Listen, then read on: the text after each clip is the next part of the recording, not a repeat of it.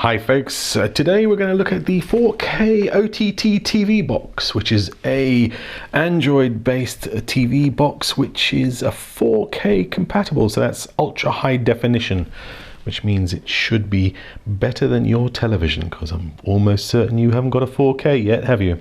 Anyway, it's pretty cool. It's got a Cortex A9 processor in it, 2 gigs of RAM, it has 8 gigabytes of onboard storage, and it runs Android 4.4, so bang up to date on the operating system. If we take a look in the box here,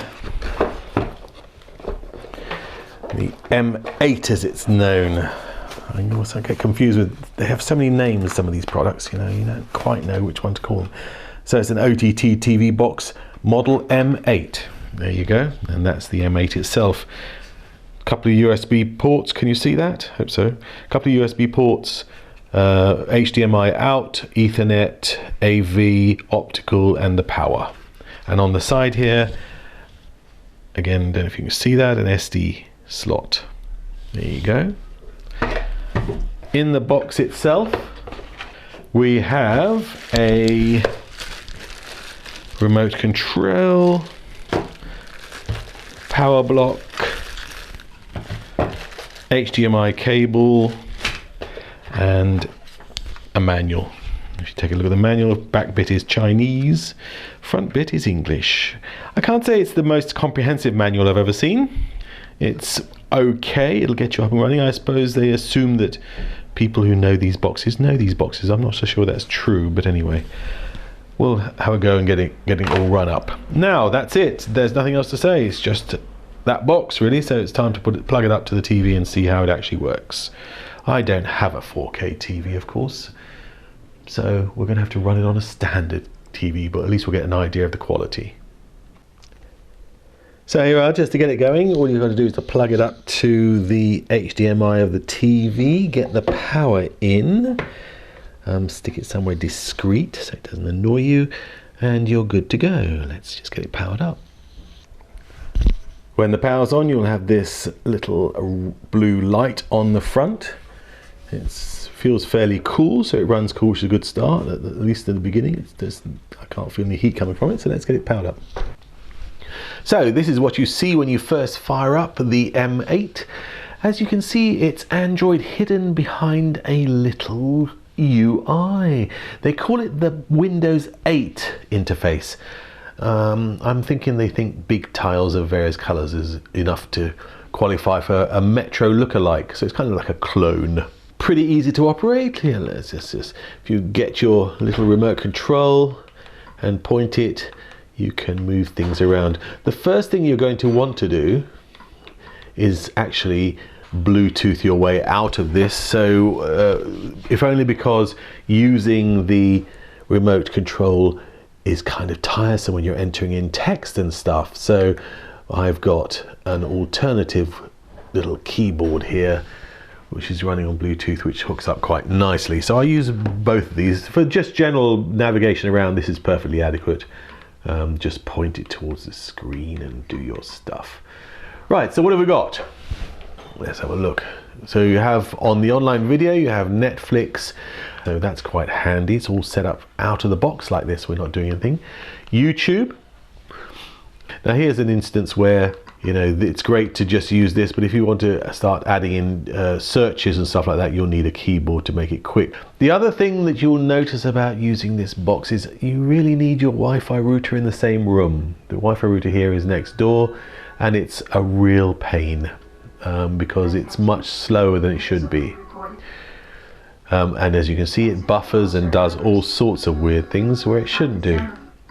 Settings, you can see all the basics of your system there, the network, HDMI auto detect, Miracast, as I was saying, the wireless screen is not great unless your Wi-Fi is really top notch. And if you want to go into the real Android gubbins, this is where you go and find out exactly what's going on with your box.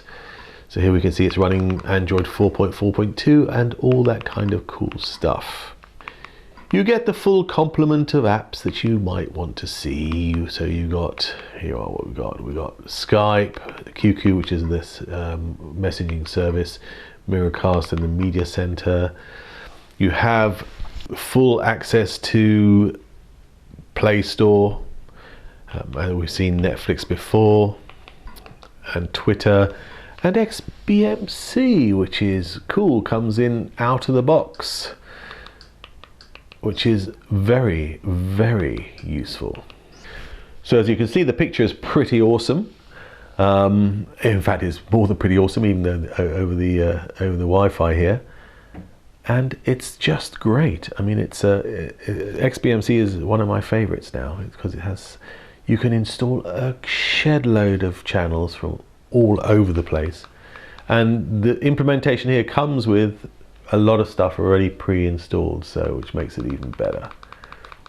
You know, you got things all, I mean, the selection is colossal, and you can add your own as you need to. So I'm just installing, as we're watching, I'm just installing the DIY network, and it just downloads and you're ready to go once you've done that. As you can see, it doesn't take a long time to download a channel. If we check out the browser runs pretty well.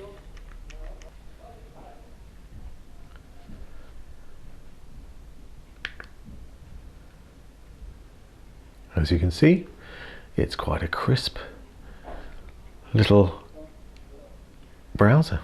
Of the 8 gigs of storage you've got on here, about 5 is actually available for stuff, so the rest is taken up by operating system and apps.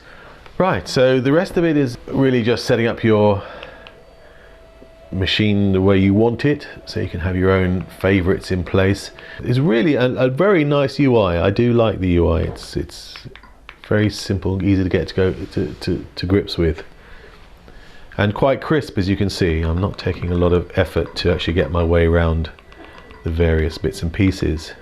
So here's an example of a game we're playing here on the box. I'm not quite sure what the heck you're supposed to do with this. It's a pretty naff game.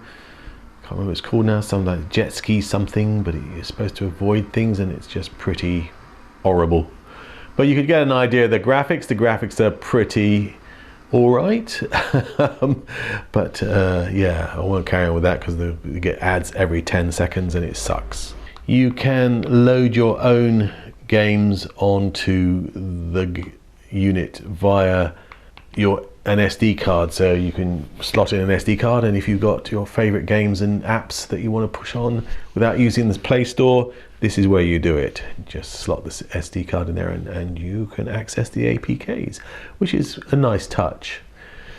Well, overall, the M8 OTT TV box, well, I can't test the 4K, sorry about that guys. I'm not going to go out and invest in a rubbish TV until they've got some content to show me, and they don't yet. But apart from that, everything else is very cool on this box. The XBMC integration is awesome. The browser works well. Google Play Store is fully represented. I love this sort of weird Metro type UI. It's very simple, and also the fact that you can get into your Android settings if you need to very easily.